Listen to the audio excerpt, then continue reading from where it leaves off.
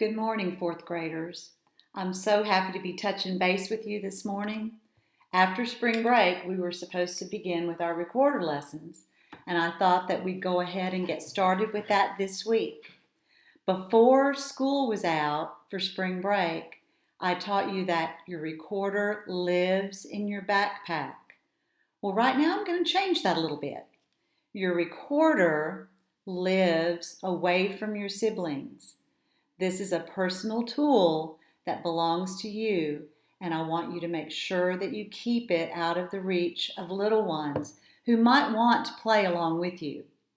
So now, first of all, we're going to review how to wash it, take it apart, and put it back together. Okay, your neck strap, slide it up to the top. The seam here is where the two pieces go together. You take it, twist and pull. Then take the neck strap off. You can simply wash it with an antibacterial dishwashing soap. Make sure you focus on the mouthpiece, hot soapy water, and focus on the finger holes here. Do not scrub right here. It should be a little bit greasy. It's supposed to be greasy there. And there's a little seal right here that helps hold it tightly. So make sure you don't scrub that part. Air dry, good to go. It also can be placed in the dishwasher for extra sanitation. That's what I do with mine. Upper shelf, two pieces, nice and sanitized. Now to put it back together, if you want to do the neck strap, this is the top. Drop it over the skinny part and then put it back together. Now sometimes it's easy to get mixed up with how to put it together. So, let me see if you can see. There you go. This part is the ramp. It kind of looks like a boat ramp. And then here are the finger holes. You want to center the ramp directly over the finger holes. The back, that's your thumb. That's your one hole where your left-hand thumb is going to go.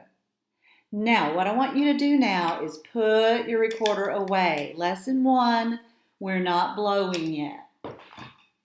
I know you've been doing all kinds of online instruction, and those fingers have been close to that computer, and we're going to stretch them out. You know what's coming. We're going to do a little bit of finger aerobics to wake up our fingers. Okay, get ready. Hold your hands up. Here we go.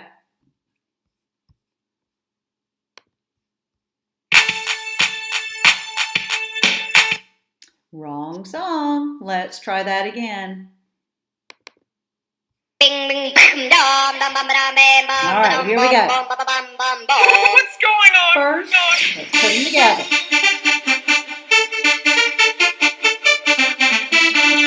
Switch. This one's harder. It should make your tendons and your wrist a little fatigued.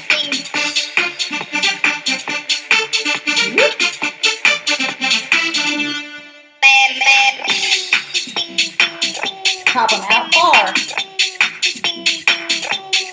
This doesn't do any good.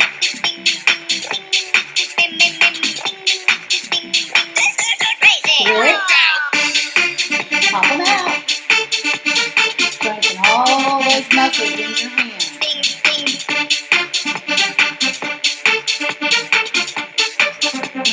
Switch. Break it. This one's harder. Switch.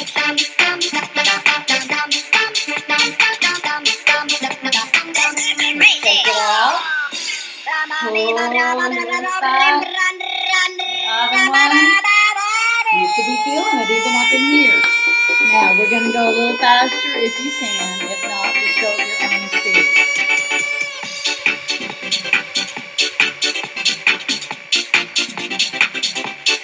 Pop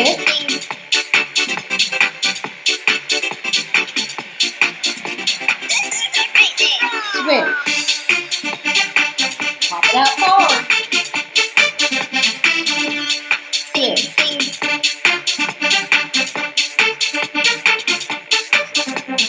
One at a time.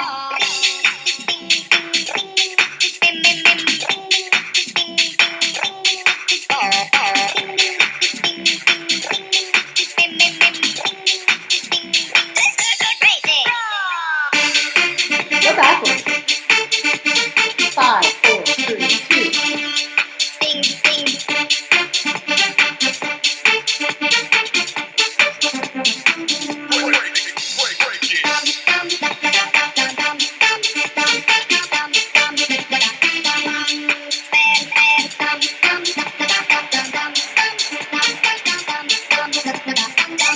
Alright, shake them out.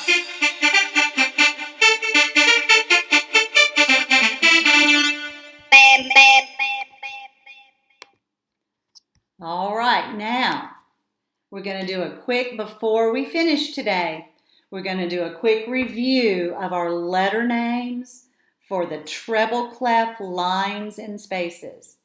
Treble clef lines and spaces. Remember, we used a hand staff. Put your pinky on the bottom and your thumb on the top, and let's count the lines of our hand staff.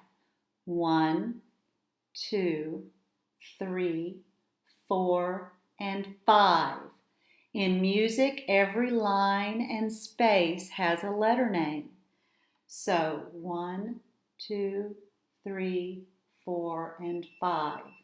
In between our fingers, we have 4 spaces. This is the spaces of the treble clef staff. Let's count the spaces. 1, 2, 3, 4. Okay? So 5 lines and 4 spaces. And we always count the lines and spaces from the bottom to the top.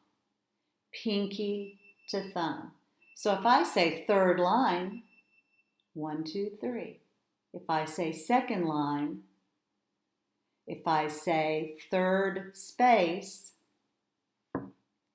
first space. Okay? Now we gave all of our lines and spaces letter names. The letter names tell you what finger to use on your recorder. So let's first review our line letter names. E, G, B, D, F. And we use some tricks. You can make up your own, or you can use every good boy does fine. Empty garbage before dad freaks. Or you can just use our little jingle that we learned. Let's try it together. See if you remember this. E, G, B, D, F, E, G, B, D, F, E, G, B, D, F, E, G, B, D, F. Do we need a trick for the spaces? Nope, super simple. Spells a word. F, A, C, E. Face. Rhymes with space. But we also have a jingle that goes with that. F-A-C-E, face. Each one is the name of a space on the treble clef. F-A-C-E, face.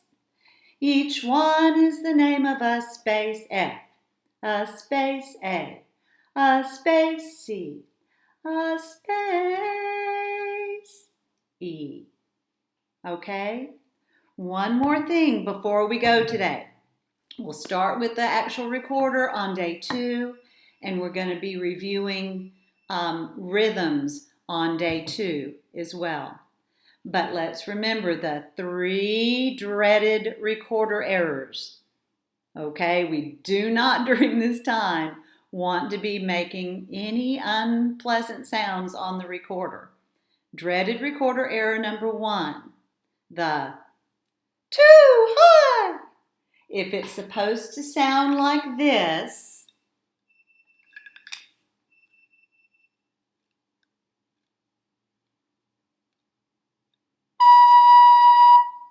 and it sounds like this. Check your back thumb. That back hole has got to be completely sealed. Sometimes kids get so busy looking at the front that they kind of forget about the back. So, back thumb, if it sounds too high, dents are good. So the too high, okay? Dreaded recorder error number 2. This is the worst one. The train whistle. If it's supposed to sound like this, and it sounds like this, it's got too much air. Soften up. It's a whisper. It's a breath. It's not really a blow at all. It's okay? If you get the train whistle, blow softer. Start it with your tongue. Okay? So the too high, check your back thumb. Train whistle, blow softer. And then dreaded recorder error number 3, the wobble. It's supposed to sound like this. And it sounds like this instead. The wobble is caused by not completely covering the correct holes. Holes press firmly. If you get a good sound and it wobbles around, press more firmly as well. Well, this concludes recorder lesson number 1. Stay tuned for number 2. Love you all. Hope to see you soon. Bye-bye.